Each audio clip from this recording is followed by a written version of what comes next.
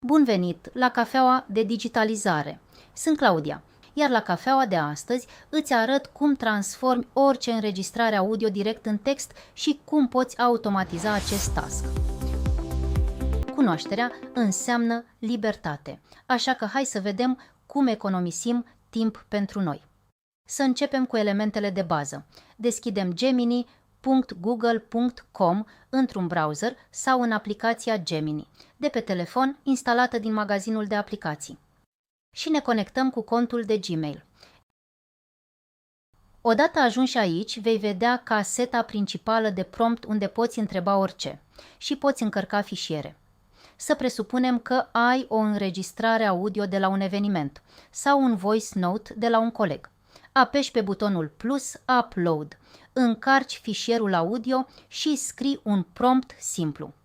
Fă transcrierea exactă a acestui audio și extrage 3 idei principale. În câteva secunde, Gemini procesează sunetul și impresionant. Avem o transcriere fidelă, cuvânt cu cuvânt, a fișierului audio încărcat, plus cele 3 idei principale pe care le-am cerut. Exact în același mod procedez și cu un video, îi cer lui Gemini să facă transcrierea videoclipului încărcat. Și pentru că timpul tău e prețios, hai să nu repetăm aceiași pași de fiecare dată. Trecem la nivelul următor, automatizarea cu GEMS. În cazul în care faci transcriere audio sau video des și nu vrei să scrii promptul de fiecare dată, soluția este să automatizăm acest task și să creăm un gem. Gemul este un asistent personalizat, simplu, gratuit și extrem de eficient. Ne întoarcem la aplicația Gemini din browser. În meniul din stânga dăm click pe Gems, apoi pe New Gem sau Gem nou. Îi dăm un nume, de exemplu, transcriitorul meu AI. La descriere putem scrie, de exemplu, audio în text, iar la instrucțiuni scriem: pentru orice fișier audio, făm transcrierea în limba română și creează un sumar executiv.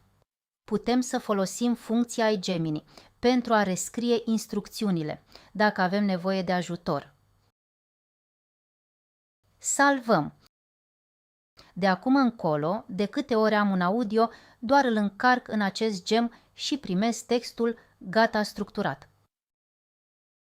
Este important să știi că un gem se poate crea doar din browser.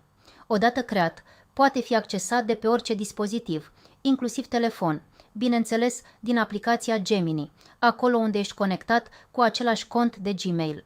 Ne ducem la meniul din partea stângă, la secțiunea Gems și îl găsim acolo, gata de utilizat. Îl selectăm, încărcăm fișierul audio, să îl testăm. Nu scriem niciun prompt, doar trimitem fișierul și voilà, avem transcriere și rezumatul. Așa-i că este genial. Trebuie să încerci și tu. Dacă ai videoclipuri mari sau de pe YouTube sau alte surse audio, am pregătit un tutorial complet cu toate soluțiile de la cap la coadă. Îl găsești pe canalul Clau Academy sau găsești linkul lui în descrierea acestui videoclip. Îți mulțumesc că ai fost astăzi alături de mine la cafeaua de digitalizare. Te invit să te abonezi la Clau Academy pentru mai multe soluții digitale, dar și pentru seria Algoritmul poveștilor, unde povestim cărțile împreună cu AI. Până la următoarea cafea de digitalizare, îți doresc zile senine și cu bucurie. Mulțumim că ați urmărit cafeaua de digitalizare. Nu uitați să dați un like, să vă abonați la canalul Clau Academy și să activați clopoțelul.